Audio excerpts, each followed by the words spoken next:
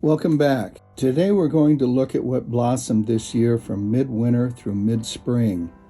As in the past, we'll follow the color wheel, beginning with yellow. This California coast sunflower produced its first blossoms toward the end of February.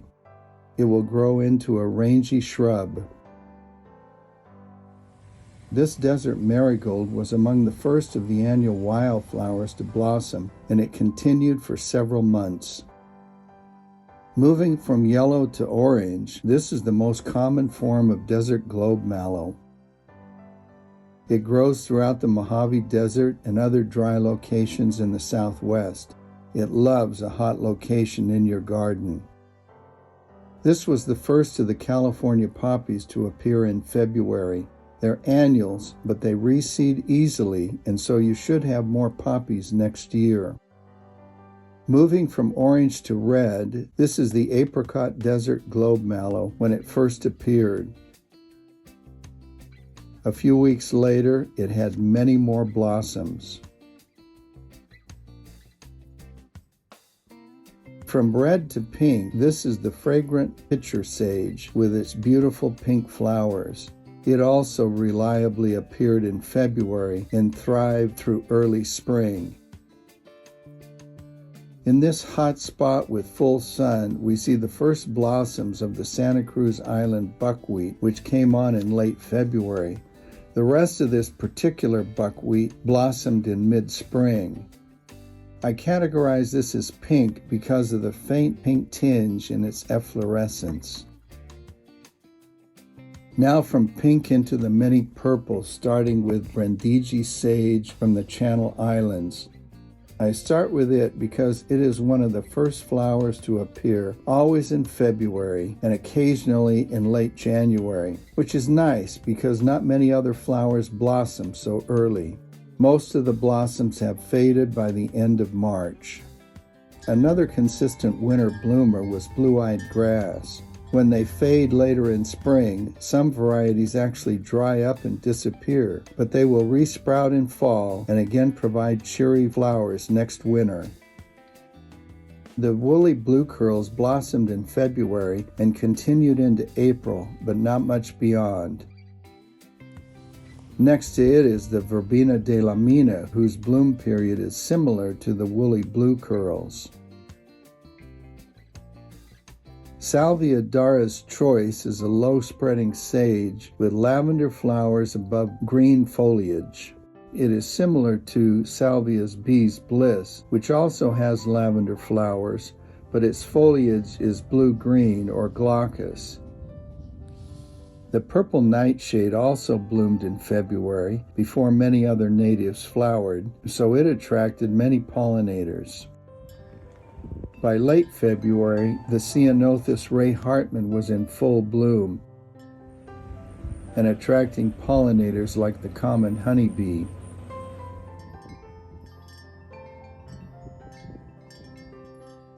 The same was true of Ceanothus concha, which also was in full bloom by late February. It also attracted pollinators such as honeybees.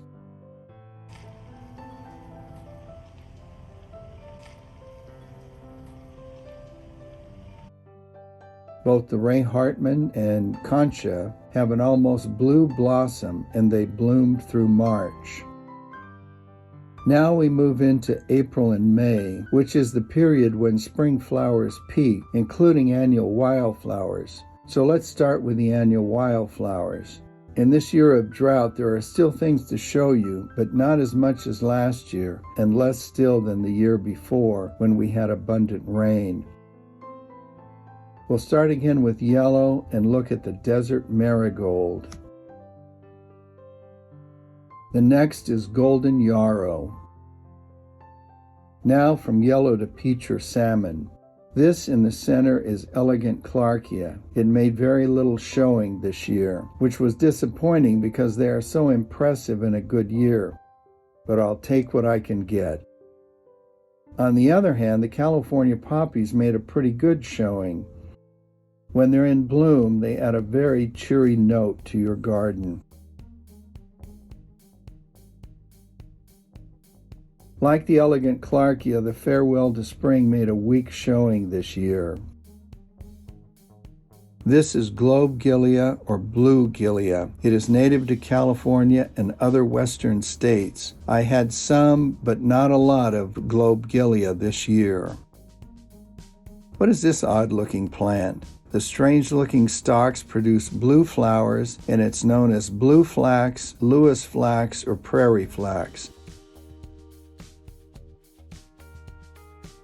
I had this last year, but I didn't know its name. Now I've learned that it's known by several different names, including Canterbury bells, California bluebells, desert bluebells, or simply desert bells. The deep blue color is very eye-catching. Okay, that's the last of the annual wildflowers. Now back to some perennials that blossomed in April and May. The California aster has these lavender petals around a golden center. Away from the coast, it cannot tolerate strong, direct sunlight. This is the best I've ever done with Penstemon Margarita BOP. In this location, it gets full sun year-round. I have lots of Cleveland sage aromas, plus several other varieties. The aromas varieties is always in peak bloom in May, but will fade in June.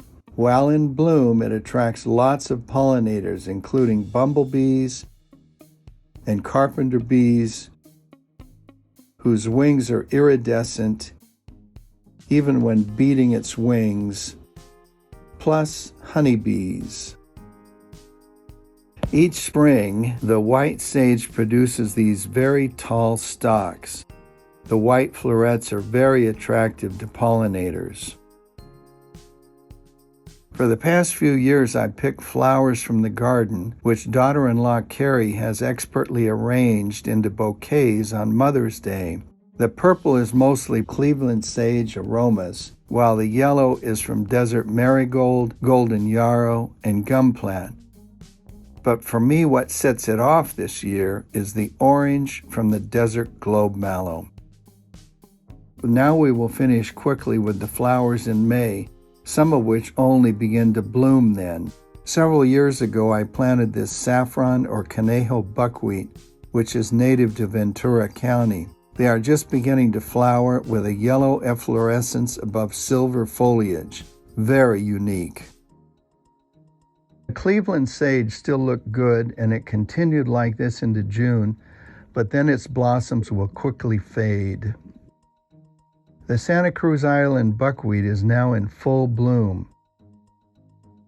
Over a period of months, the efflorescence will turn from this cream color tinged with pink to tan, then rust, and finally brown.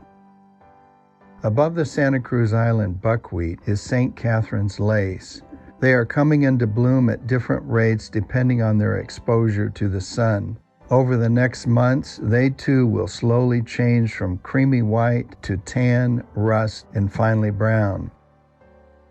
Okay, that's all for now. This is Rob Briggs in Fullerton, California, signing off. If you liked what you saw, please like and subscribe. Thanks for watching, and we'll see you next time.